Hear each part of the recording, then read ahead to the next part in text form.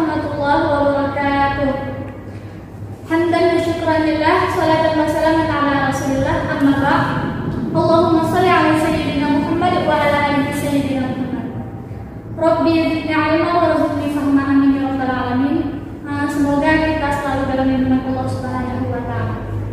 Oke, pada kesempatan kali ini saya akan membahas tentang filsafat Pancasila. Filsafat Pancasila, sebelum kita ke filsafat Pancasila, kita harus mengetahui apa itu filsafat dan apa itu Pancasila. Yang pertama itu, apa itu filsafat? Nah, filsafat secara etimologis atau menurut bahasa berasal dari bahasa Yunani, philo dan sophia, filosofia. Kita kenal-kenal menjadi filosofia, yang artinya cinta kearifan atau kebijaksanaan.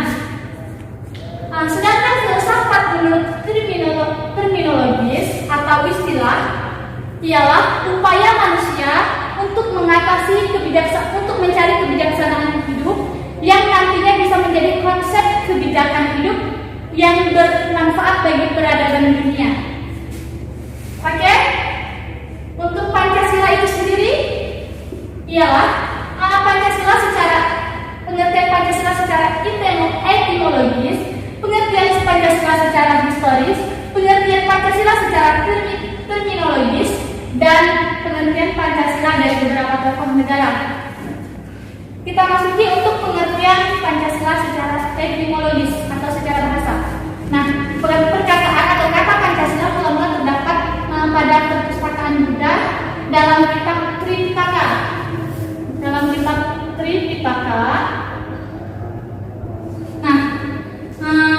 Di mana di dalam ajaran Buddha tersebut, dalam suatu ajaran moral untuk mencapai nirwana atau surga melalui Pancasila yang isinya ada 5.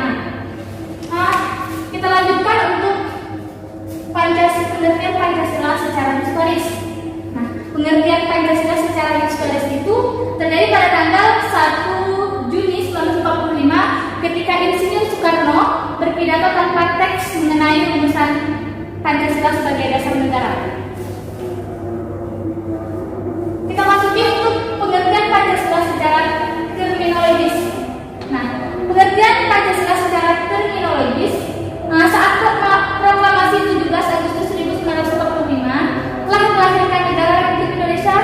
Nah, untuk melengkapi alat-alat perlengkapan negara PPKI, Panitia Persiapan Kemerdekaan Indonesia itu mengadakan sidang pada tanggal 18 Agustus 1945 dan berhasil mengesahkan Undang-Undang 45. Nah, di mana di dalam undang-undang itu terdapat pada alinea keempat di dalam tercantum rumusan Pancasila. Untuk selanjutnya yaitu pengertian Pancasila dari beberapa tokoh negara. Yang pertama itu Muhammad Yamin, Mr. Muhammad Yamin. Yang kedua Insinyur Soekarno, dan yang ketiga itu Piagam Jakarta yang disahkan pada tanggal 22 Juni 1945. Oke, dan sekian banyak pengertian Pancasila secara etimologis, historis, terminologi, dan dari beberapa tokoh negara. Kita dapat antara kesimpulan bahwasanya Pancasila yang sah dan benar secara konstitusional adalah Pancasila yang tercantum di dalam Undang-Undang Dasar 1945 dengan adanya ketetapan MPRS nomor 21 MPRS tahun 1966 nomor 12 tanggal 13 April 1968. Oke, kita lanjutkan untuk filsafat Pancasila. Pengertian dari filsafat Pancasila yang pertama itu filsafat Pancasila asli, filsafat Pancasila versi Soekarno, dan filsafat Pancasila versi Soeharto. Nah, yang pertama kita masukin yang pertama itu filsafat Pancasila asli, di mana konsepnya itu yaitu filsafat Pancasila konsep adiktif dari adiktif filsafat Barat. Untuk yang kedua itu filsafat Pancasila versi Soekarno, di mana Bapak kita Soekarno mengatakan bahwa Pancasila merupakan filsafat asli Indonesia yang diambil dari budaya dan tradisi Indonesia dan akulturasi budaya India, Hindu Buddha, Barat, Kristen, dan Arab Islam. Untuk selanjutnya yaitu filsafat Pancasila versi Soeharto. Nah, oleh Soeharto, filsafat Pancasila mengalami Indonesiasi. Kemudian semua elemen barat disingkirkan dan diganti interpretasinya dalam budaya Indonesia. Nah, sehingga menghasilkan Pancasila selalu Indonesia. Selanjutnya, secara umum dari banyaknya pengertian filsafat Pancasila dari filsafat Pancasila asli, filsafat Pancasila versi Soekarno, filsafat Pancasila versi Soeharto. Nah, secara umumnya filsafat Pancasila adalah hasil berpikir atau pemikiran yang sedalam-dalamnya dari bangsa Indonesia, yang dianggap, dipercaya dan diyakini sebagai suatu kenyataan, norma-norma dan nilai yang paling benar, paling baik dan paling sesuai bagi bangsa Indonesia. Oke teman-teman, kita lanjutkan untuk filsafat Pancasila, fungsi filsafat Pancasila bagi bangsa Indonesia. Yang pertama itu Pancasila sebagai jiwa bangsa Indonesia, Pancasila sebagai kepribadian bangsa Indonesia. Yang ketiga, Pancasila sebagai sumber dari segala sumber hukum. Dan yang keempat, filsafat Pancasila sebagai pandangan hidup bangsa Indonesia.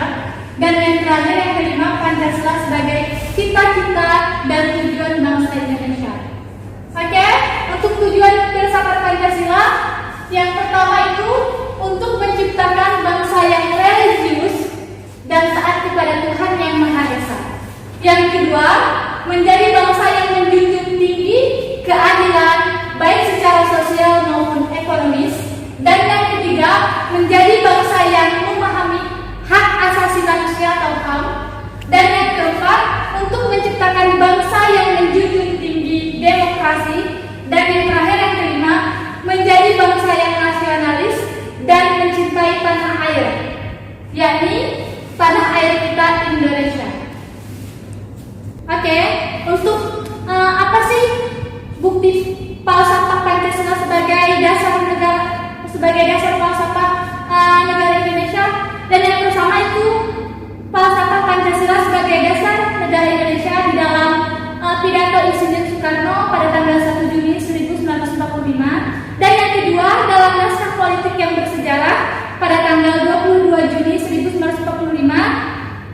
Dan ketiga dalam naskah pembukaan Undang-Undang Dasar 1945 pada alinea keempat.